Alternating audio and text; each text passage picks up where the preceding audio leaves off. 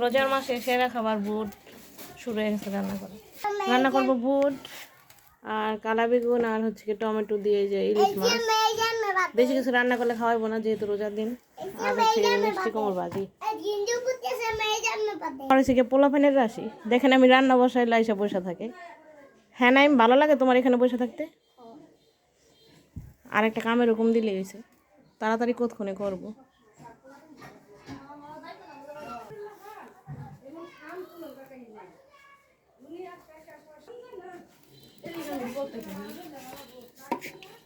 অনেক সুন্দর লাগতেছে।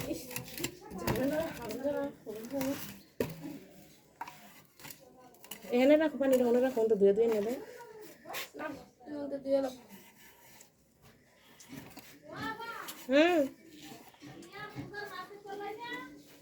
ওই আলু কিনুন যায় কে থেকে?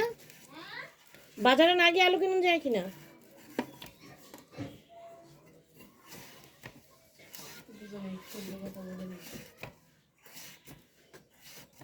বলতেছে শুদ্ধ কথা বোঝে নাই। এই ভাবি, বাজারে না যাই আলু কিনুন যায়? তোর কাছে আছে আলু?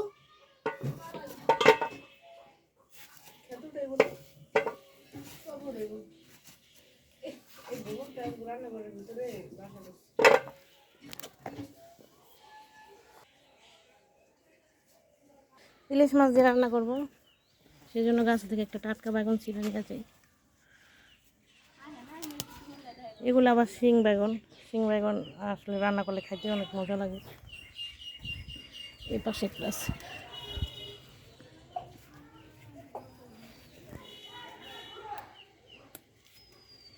এই দুইটাই নিয়ে যায়, বেশি লাগবো না। মা এখানে বসে বসে ধুয়ে দিতে আছে।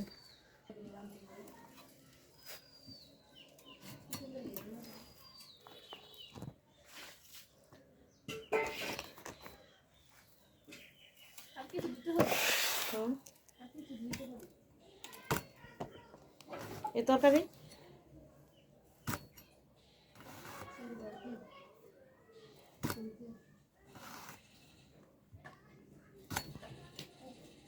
রাখো।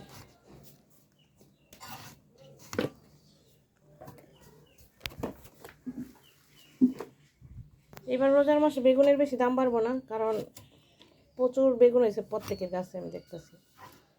সেজন্য আর কুমড়া রানি খাইতে দেবো না। কি কয়, কুমড়া রানি নাকি? কুমড়ানি বেগুনই খেতে পারবো, কারণ এবার রোজাটা এরকম সিজনে পড়ছে যে শাক সবজির দাম অনেক কম। আর এবারে এরকম মৌসুম ভালো যে প্রচুর শাক সবজি হয়েছে প্রত্যেকের গাছে, প্রচুর বেগুন হয়েছে। জ্বালাই দিছি, বুট সিদ্ধ বসাই দিছি। চুলা রান্না খাইতে আসলে স্বাদই অন্যরকম। ওই যে বুটের সাথে দু একটা আলু না দিলে মজা হয় না। আর ওই চপ বানাই না, আলু দিয়ে দিছি সাথে। জি আম্মু,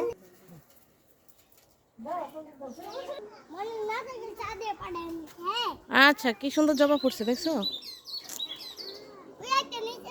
মাশাআল্লাহ, নিচে একটা জবা ফুটছে। তোমরা আমার জবা গাছটা লোক এটা বাঁধছো কে?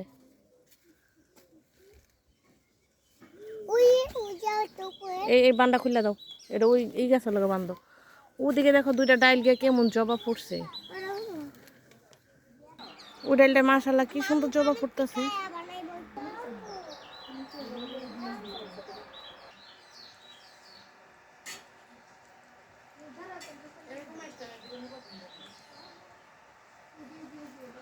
লাগুলি কি বাঁচবো? অনেক করা হইতেছে কিন্তু বাঁচতেছে না।